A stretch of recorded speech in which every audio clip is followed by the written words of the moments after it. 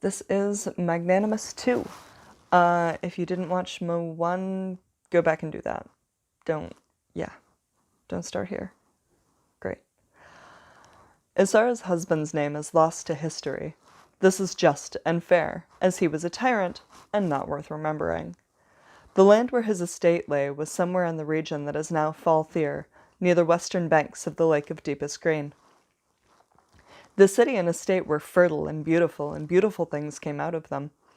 They were so coveted that the namer who had bound Assara to himself had little time to enjoy them for fear of invasion. He spent much of his time riding around his borders on a huge warbird, repairing defenses and creating new ones, too jealously guarding his secrets to even trust them to an apprentice.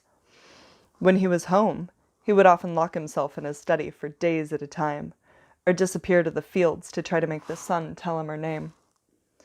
For the most part, this was all well with Assara. She hated seeing the subjugation of her people, but she was comfortable enough, and when her husband did take notice of her, he was far kinder than many men in similar positions were to their wives. And he had given her a daughter, a beautiful little girl with eyes as bright as jewels and a mind as sharp and precise as the knives in her father's dissecting kit. She was everything to her mother. Assara knew that her husband wanted a son to train, to take over the holdings for him some day, but even he could deny his daughter nothing, and although it was forbidden, he taught her a few small names to use for her amusement, the names of butterflies and rabbits who came to her hand at a word, and the names of tulips and daisies which would bloom prematurely on her command. Assara and her daughter would roam all about the city and lands when her husband was gone, or locked in his study, using these small names whenever it pleased them, but only when no one else could hear. Assara became friends with many of her people this way, and was well loved among them despite being their namer's wife. But things in the outside world were hard. The Falcons, one of the many beastling tribes from the north, had taken several cities and holdings already, and many namers had forged dubious alliances to fight them off. Assara's husband said he feared that the Falcons would soon reach their own gates, and said he must likely join one such alliance soon. He said he was working on something. Assara and their daughter saw even less of him. He spent less time patrolling the borders, finally having delegated some of that power to others, and more time locked in his study, or sneaking out at night to study the stars. He seemed desperate, haunted even. Strange noises and smells began to occasionally emanate from his study, and the single servant who was allowed to enter would say nothing of what they saw within. Then the unthinkable happened. Assara's daughter fell mysteriously ill, and 4 days later she was dead. Assara and her husband were heartbroken. He halted all work to grieve with her, but even in his grief there was something strange about his manner. She could barely look at the corpse of her daughter, but he wept over it for days. It seemed to Assara that he spent more time with the corpse than he had with the living child. It looked as though Assara must occupy her grief alone. Her husband became even more distant, darker, more subject to strange changes in mood and sudden depressions. He entered into an alliance with the neighboring Namer kings, and as they fought together, she heard more and more stories of the ferocity of his powers, the terrible ease and coolness with which he sent countless numbers of falcons to death, and how many more yet came. She was afraid, and she was unsure of whether she more feared the invaders or her husband. The servant who cleaned his study was perpetually pale and wary, as if uncertain from which direction the next terror would come. Assara knew she had to act, to be ready to save herself and her people from any potential threat. So she broke into her husband's study. He would be gone for several days, and it was a simple matter to drug the servant who cleaned there and make a copy of the key. In that time the namers were so secretive and suspicious that many had two-part keys to their studies. One part was kept and the other was hidden, so even if another namer somehow obtained the key, they still could not enter the room. Sometimes these double-keyed doors also required a passphrase or signal. Luckily, Assara had been attentive the past years, and knew both the pass signal and where the second key was hidden. Getting in was easy. Being inside was not. In their years of marriage, Assara had never seen the inside of her husband's study. She had always wondered, always been tempted to break in and teach herself more of those sweet, delicious words that had brought butterflies and rabbits to her daughter's hands so readily. She thought of what could be achieved with greater words than those used to lure rabbits and open daisies, and when she spoke the short phrases and felt the tingling that was the answer of the world to her will, she felt whole and powerful in a way that she couldn't fully articulate or let go of. The rush of strength felt like her own soul singing back at her. She knew that more such knowledge belonged in her, and she craved to be filled with it. She was not prepared for what she found. The study was a large room, full of benches and desks and notes and tools and large windows too high to be seen into from below. It was full of light, but it was heavy. So heavy it was almost hard to breathe, though there was no apparent reason for the sense of weight and pressure she felt upon entering such a bright and airy room. She felt uneasy and stifled, but she began to sift through her husband's notes.